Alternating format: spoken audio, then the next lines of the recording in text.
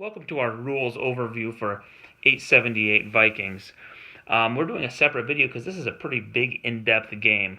The basic premise is you have England and the Vikings will be invading.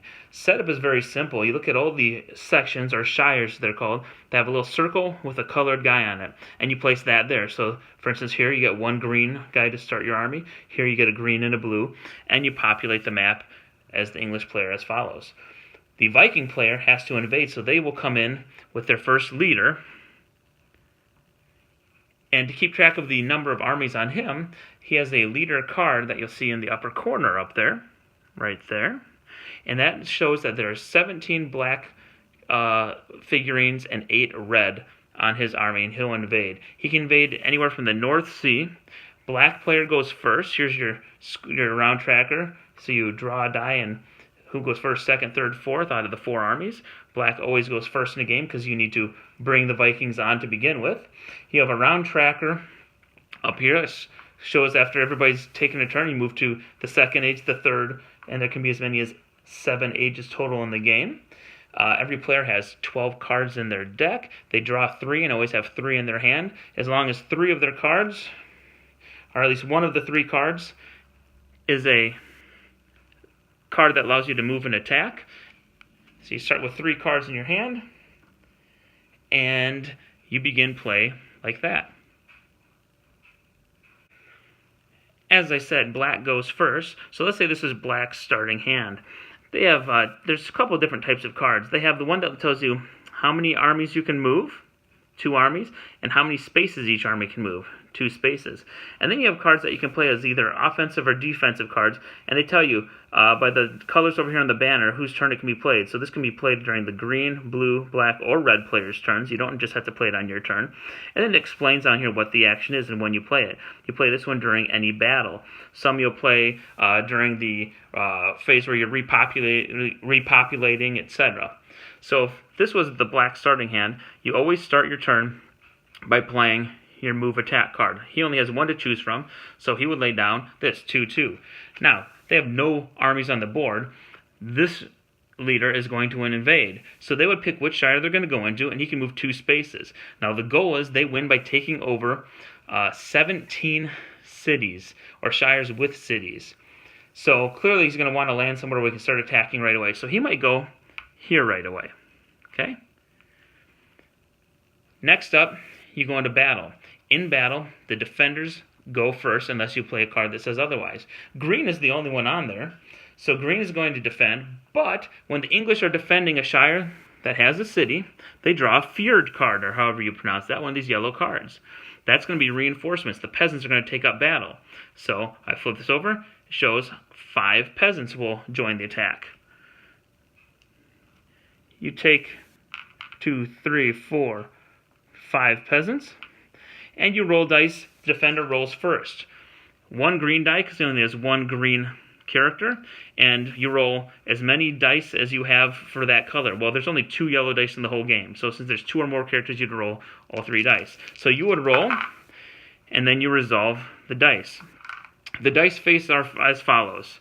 You have a hit, which means you kill somebody from the other army, and the defender gets to pick. However, with the Vikings, a red always has to be the first to die in every battle because they were crazy and they didn't care about themselves. But after that, the defender picks who dies off of their leader card. You have a flea. If I roll the flea, he would come off the board and he would flee over to here where you get reinforcements from later. And the third option is a rally. Basically, you can choose to fall back to a neighboring shire as long as you have one of your armies there that you occupy it. So, in the case of, say, this roll, wow, all flees. Everyone would flee. That would be a bad roll. Now, then the Vikings would go. So let's just say I don't flee. Oh, there we go, 3 attacks. The Vikings would take off some of those characters off their leaders. You know, they'd take off 1 red and maybe 2 black. Then the Vikings would roll their dice. Okay, the attackers roll second. So you will roll, again, a die for every character. If you have more than you have dice, then you roll all of your dice. There's 3 black dice and 2 red dice. This is a fantastic roll. They got 4 kills and 1, well, they're not going to use that. So then this person would probably choose to have the peasants die first. 1, 2, 3, 4. because the peasants roll weaker dice and they're not that good anyway. Then you just go back to the defenders go again. I mean, now I'd only roll 1 yellow and 1 green die. So they'd roll, get attack, and the yellow flees. So 1 more Viking would die, and the Vikings would go again. Now, the way the Vikings turn works is a leader can keep moving and rolling through as long as they have extra movement left. So on this card, I had 2 movement. If I moved in there and on the Vikings' first attack, the defenders would roll, then the Vikings would roll. If they wipe out everybody on the first attack, they get to keep moving. However, if it takes them more than 1 attack, they lose 1 movement for each round they spend there. They lose momentum in the battle. So since it took 2 attacks to wipe out the English, they would lose their turn, and that's where they'd stop. Now, it says I can play another or move another army, but they don't have a second army, so that'd be the end of their turn. After that, you go into this bag, and you have a colored cube for each army remaining. So you do a blind draw to see who goes first, or goes next. Blue goes next. You put that in the second space, so the black army went. Now it's blue's turn. And blue, the English people, work as follows. If they have anybody who's fleed any previous battles, they go up here, you can repopulate them to any city you have that has a marker that shows that they can create new soldiers. Okay, that they can create new recruits. So you can put those out on the board, and then you populate any shires with cities that create your color.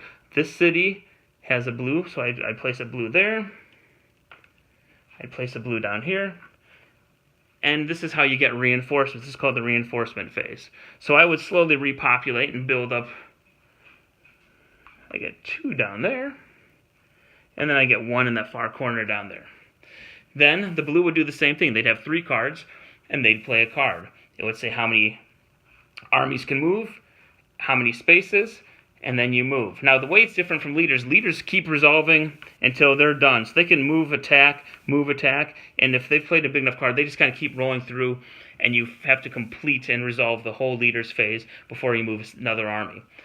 When you're moving regular armies, you do all of your movement first, and then you do attacks. So if I can move 2 armies, 3 spaces, and I played this for my blue turn, I might say I'm going to move these guys here, and I'm going to go 1, 2, 3.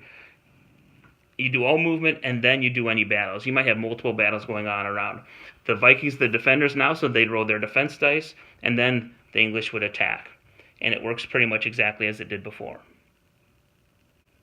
Now, the Vikings will get more leaders eventually. I keep drawing. Let's say after blue went, then green is drawn and they take a turn. So then the green English player would take their turn and play a card, or repopulate, play a card, etc. Then red would go. When the round is over, you collect all 4 cubes, you put them back into the blind draw, and you draw again. The first Viking to go per round brings in a new leader.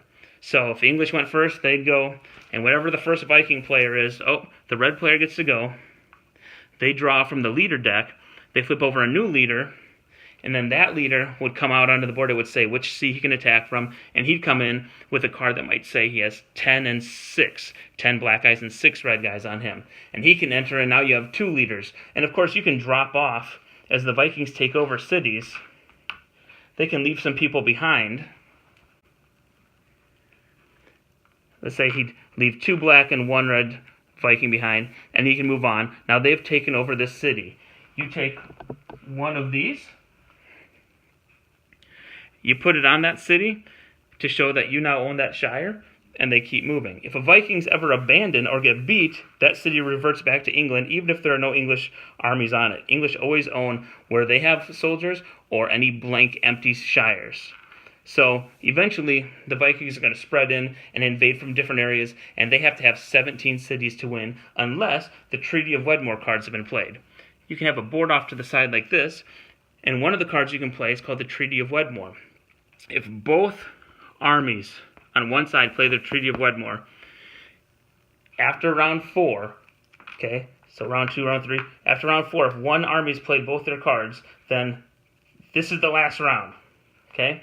Whether it happens before round 4 or sometime in round 6 or round 7, once one army's played both Treaty of Wedmore cards, this is the end round. And now they don't need 17 cities. Instead, they only need, as you can see right here, 9 cities to win.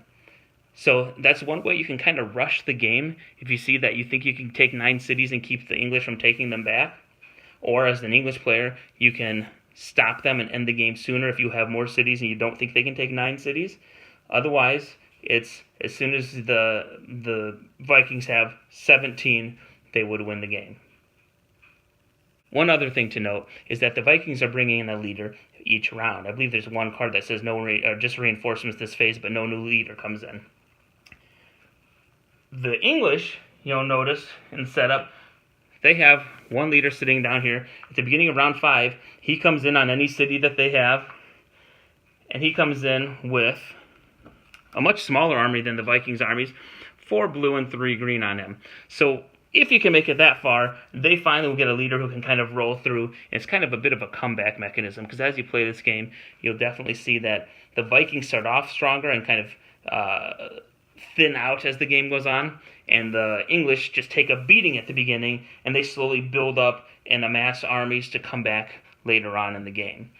It's a bit risk-like, but that's the basics for the most part. There are a few other rules. There's some surprise like defense and offensive cards, but for the most part, that's how it works. You play a card, tells you how many armies you can move. If it's a leader, you play him all the way out, and then you can move any other additional armies or leaders if you want. If it's just regular armies you move all of the movement first, and then you resolve battles. Defenders roll first, and the English have that nice little feared or the peasants if they're defending in a city. And that is pretty much how you play 878 Vikings.